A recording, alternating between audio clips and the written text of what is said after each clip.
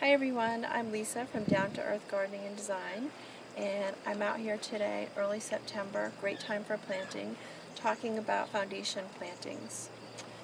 We get a lot of phone calls for foundation plantings because people want to create some nice curb appeal, and a lot of times they will inherit foundation plantings that are really overgrown and too large for the space. So they give us a call to do some problem solvings and come in and design something new and plant something new. So I'm just going to take you through some steps of how to do that if you want to do that yourself, or just to give you some information. So this foundation planting here is a little unique because there's a walkway leading to the front door, so it does kind of limit the amount of space we have. So that's really important. Number one is you really want to look at the space that you have. So measurement, width of the space, but also you want to consider what is the height of the bottom of your window. So this here is a little under 4 feet. Typically, the bottom of your window will fall between 3 and 4 feet. So we like to keep our shrubs at mature height shorter than the base of the window so they don't obstruct the window. So we're usually looking at some dwarf shrubs, evergreen or deciduous shrubs, which do flower but lose their leaves. So for this planting here, we also have a little bit of shade, so we're working with that as well. We've chosen a bloom-struck hydrangea, which is a really pretty flowering shrub. It's pretty hardy as long as you keep it watered. It does like consistent watering. But it's got some nice burgundy red stems, which you can see even better when it loses its leaves. And it's a pretty reliable bloomer. So you get your flowers in a range from pink to dark purple depending on the pH.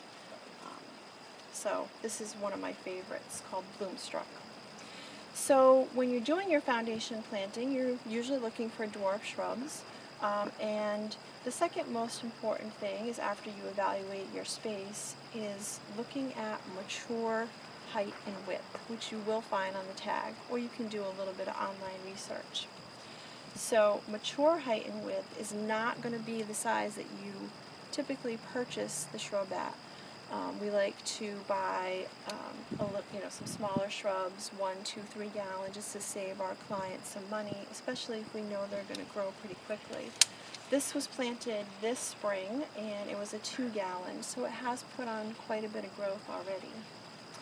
So when you look at your tag, you look at mature height and width. For the Bloomstruck, the mature height is going to be 3 to 4 feet tall. And like I said, we're a little under 4 feet for the base of our window. So this is going to be perfect when it's mature. Width for a Bloomstruck is 4 to 5 feet. So we have about 4.5 feet here. So it's going to fill out really nicely, and it might overhang the walk a little bit, which I kind of like because it adds a little softness to it. We are going to keep it pruned when we deadhead, which will keep it from getting leggy, keep a nice shape, and really contain it within the space. I think a lot of people get into problems when they are buying smaller shrubs and not looking at the mature height and width, because they bring it home and the shrub is so small that typically they end up putting it too close to the house. And that's where you can get into a lot of problems, because it's so close to your foundation. It is then really tough to remove. It can become a problem. So planting it in the appropriate spot is really important. And even though it looks small, the nice trick that we like to do to fill out the garden the first couple of years is just combine some annuals, which give you a temporary filler. So this summer we planted some really pretty impatiens, and this fall we're going to fill this space in with some mums, which is going to give it some nice seasonal appeal. So then when you bring your shrub home and you plant it, the third tip in doing this properly is to think about the center of your shrub. So I picked the appropriate size shrub, but now I want to make sure that I'm going to measure out and put it in a really good spot for itself. So the center of this shrub is going to be at 2.5 feet, because we said mature at 4 to 5 feet wide. So I'm going to measure out. So usually I place the shrub in its pot right before I plant it. Just kind of move it around, see where I want it. So we're looking at a minimum of 2.5 feet away from the house, and that should be the center of the shrub. So we're at 32 inches, which is perfect.